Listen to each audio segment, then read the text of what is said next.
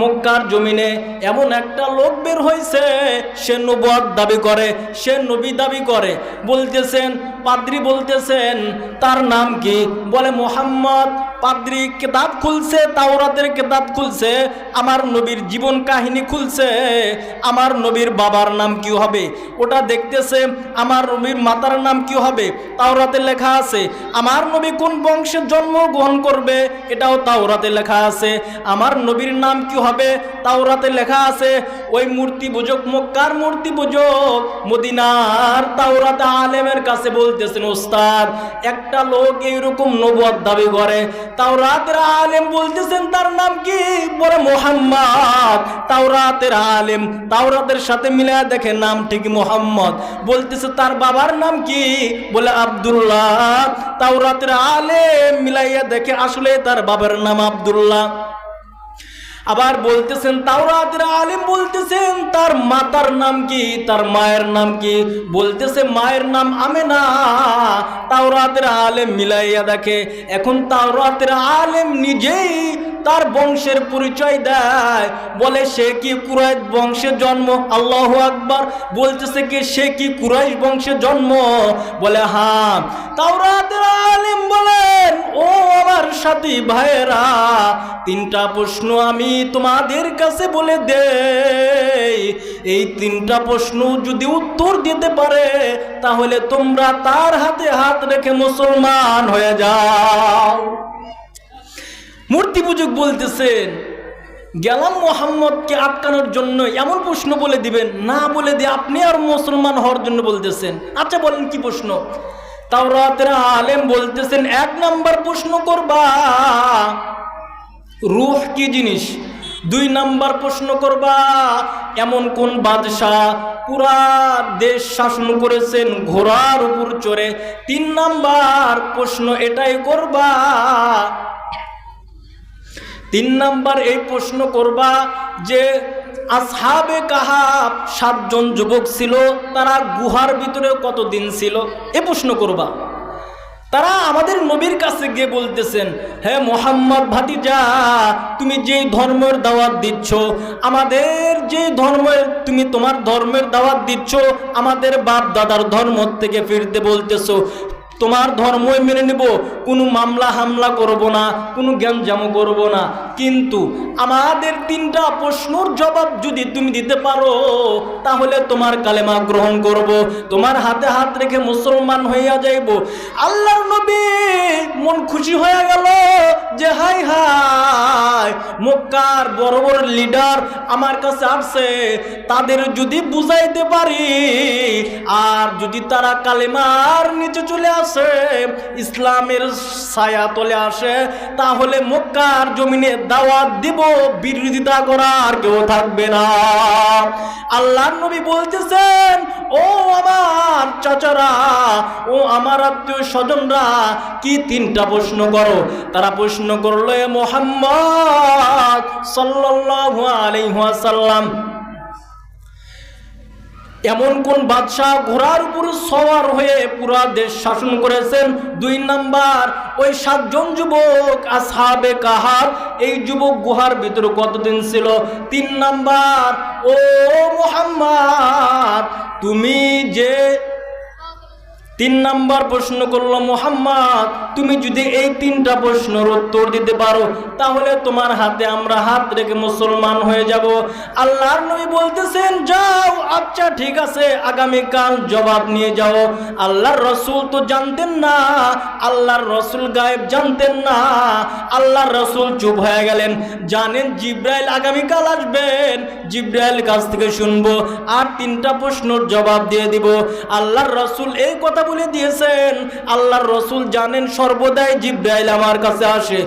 ওই লোকেরা চলে গেল, এবার দুপুর হয়ে গেল, বিকাল হয়ে যায়, জিব্রাইল আসে না, জিব্রাইল আসে না। ওদিকে রাসূলের টেনশন, রাসূল পেরেশান হয়ে গেছেন যে সময়ের মতো সময় যায়, কালকে সকালেই তো তারা আমার কাছে প্রশ্নের জবাব নেওয়ার জন্য আসবেন, এদিকে জিব্রাইল আসে না, সকাল হয়ে গেছে। ওই 15 জন আবার চলে আসছে, এসে বলতেছেন ও মুহদাও, আল্লাহর রসুল বলেন আজকে হবে না, আপনারা আগামীকাল আসেন। এইরকম ঘুরাইতে ঘুরাইতে 15 দিন হয়ে গেল। মক্কার লোকেরা বলতেছেন এই মুহাম্মাদের কোন আল্লাহ বলে আছে? মুহাম্মাদের প্রতিপালক আছে, মুহাম্মাদের সৃষ্টিকর্তা আছে, তাকে ভুলে গেছে। ওদিকে আবু লাহাবের স্ত্রী বলে এমন শয়তানের শয়তানি, উনি বলে যে মুহাম্মাদের কাছে একজন শয়তান আসতো, সেই শয়তান কি আর আসে না? মানে জিব্রাইলকে শয়তান বানাইছে। এদিকে আল্লাহর রাসূলকে সকল গাল মন্দ করে, আল্লাহর রাসূলের চোখ দিয়ে টপ টপ টপ টপ করে পানি পড়ে। আল্লাহর রাসূল এক পর্যায়ে সকলেই বলল মুহাম্মাদের মালিক মুহাম্মদকে ভুলে গেছে। আল্লাহর রাসূল ব্যতীত হৃদয় নিয়া আল্লাহর রাসূল বলতে লাগলেন মালিক আপনি কি আমাকে ভুলে গেছেন? কেন জিব্রাইলকে পাঠান না? ও আল্লাহ, মক্কার লোকেরা আমাকে এত গালি মন্দ করে, আমাকে দেখতে পারে না, আমাকে তিরস্কার করে। ও আল্লাহ, আপনি কি আমাকে সত্যি ভুলে গেছেন? আল্লাহর কাছে রাসূল এরকম বলতেছেন। ওদিকে আল্লাহ তাআলা বলতেছেন জিব্রাইল আমার বন্ধুকে তারা গালিমন্দ করছে, আমার বন্ধুকে তিরস্কার জানাইতেছে, আমার বন্ধুকে অনেক কথা শোনাইতেছে। এক পর্যায়ে আমার বন্ধু বলে কিনা আমি নাকি তাকে ভুলে গেছি। না না, আমার বন্ধুকে আমি ভুলি নাই। আল্লাহ তাআলা জিব্রাইল মুহাম্মাদুর রাসূলুল্লাহ সাল্লাল্লাহু আলাইহি ওয়াসাল্লামের সামনে আসছেন। আল্লাহর রাসূল একটু রাগ হয়েছেন। আল্লাহর রাসূল জিব্রাইলকে বলতেছেন ভাই জিব্রাইল এতদিন কেন আইলা না? জিব্রাইল বলতেছেন ও নবী আমি আসতে চাই, আমার মাওলা আসতে দেয় না। আল্লাহর নবী বললেন ভাই জিব্রাইল আমার আল্লাহ কি আমাকে ভুলে গেছে? আমার আল্লাহ কি আমার উপর বেজার হয়েছে? আমার আল্লাহ কি আমার উপর রাগ হয়েছে? কেন তোমাকে আসতে দেয় না?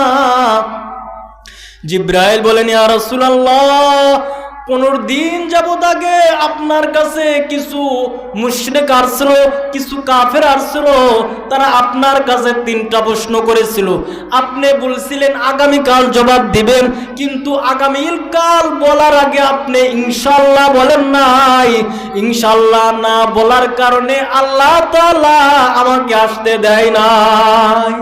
তাহলে বোঝেন ইনশাআল্লাহর কত দাম। রাসূলে আরবি ইনশাআল্লাহ বলেন নাই, এই জন্যে আল্লাহ তাআলা জিব্রাইলকে পাঠান নাই। এখন আল্লাহ তাআলার হিকমত যে জিব্রাইলকে পাঠান নাই, এই জন্যে আল্লাহ তাআলা তো ভুলে দিয়েছেন। আল্লাহ তাআলা ভুলে দিয়েছেন যাইতে যেন ইনশাআল্লাহ না বলে। ইনশাআল্লাহ না বললে জিব্রাইল যাবে না। আর আমার হাবিবের যত উম্মত আসবে কিয়ামত পর্যন্ত তারা ইনশাআল্লাহ বলতে আর ভুল করবে না। এটাই হচ্ছে আল্লাহ তাআলার হিকমত। ইনশাআল্লাহর দাম বেশি না কম? ইনশাআল্লাহর দাম অনেক বেশি। এখন একজন বলতেছে ভাই আগামীকাল আপনি আমাকে টাকা দিবেন, ইনশাআল্লাহ দেব। ভাই আগামীকাল এক জায়গায় যাবো, আপনি বলবেন ইনশাআল্লাহ যাব। এই জন্য ইনশাআল্লাহ আমাদের বলতে হবে। তো আল্লাহর রাসূল আমল বিল মারুফ করেছেন, সৎ কাজের আদেশ করেছেন, নাহি আনিল মুনকার আল্লাহর রাসূল করেছেন। অসৎ কাজ থেকে ফিরানোর জন্য আল্লাহর রাসূল মানুষদেরকে বাধা প্রদান করেছেন। আল্লাহর রাসূল সুদ ঘুষের বয়ান দিয়েছেন, আল্লাহর রাসূল পর্দার বয়ান দিয়েছেন। ও মুসলমান, আল্লাহর রাসূলের কাজ বর্তমান ওলামায়ে কেরাম করবেন, কারণ ওলামায়ে কেরাম হচ্ছে বর্তমানে নায়েবে নবী। নবী আর আসবেন না, নবী ওয়ালা কাজ ওলামায়ে কেরামই করবেন। এই জন্য আলেমদেরকে কত কষ্ট দেওয়া হয়, এরপর আলেমরা হক কথা বলা বাদ দেয় না। কারণ আলেমরা জানে দুনিয়া দুনিয়া হচ্ছে ক্ষণস্থায়ী, দুনিয়া আজ আছে কাল নাই, আর আখিরাত যেই সময় শুরু হয়ে যাইবে শেষ হবে না। এই জন্য যারা আজকে দুনিয়ার মায়ায় পড়িয়া, দুনিয়ার টাকার মায়ায় পড়িয়া যারা আল্লাহকে ভুলিয়া গেছো, যারা নামাজ পড়ছো না, রোজাও রাখছো না, পর্দার মোতাবেক চলছো না, তাদেরকে কবর প্রতিদিন ডাক দে বলেন, এ বনি আদম, আমি কবর একা একই ঘর, আমি কবরে কিন্তু হিসাব করে আসিও। সারা জীবন পর্দা করলা না, সারা জীবন রোজাও রাখলা না, সারা জীবন দান সদকা করলা না, মাদ্রাসা মসজিদ মহব্বত করলা না, আলেম ওলামাকে মহব্বত করলা না, দ্বীনের কাজকে পছন্দ করলা না, তোমরা বুঝে শুনে আমি কবরের ভিতরে আসিও। আল্লাহর নবীর সাহাবী আবু হুরায়রা রাদিয়াল্লাহু তাআলা আনহু বলেন, ও দুনিয়ার উম্মত, তোমরা যারা নবী পাইলা না, যারা তোমরা সাহাবীও পাইলা না, দুনিয়াতে আলেমের হাতের সাথে যদি হাত লাগাও, মনে করবা নবীর হাতের সাথে হাত লাগাইলা। যদি আলেমকে মোহাব্বত করে সালাম দাও, মনে করবা নবীকে সালাম দিলা।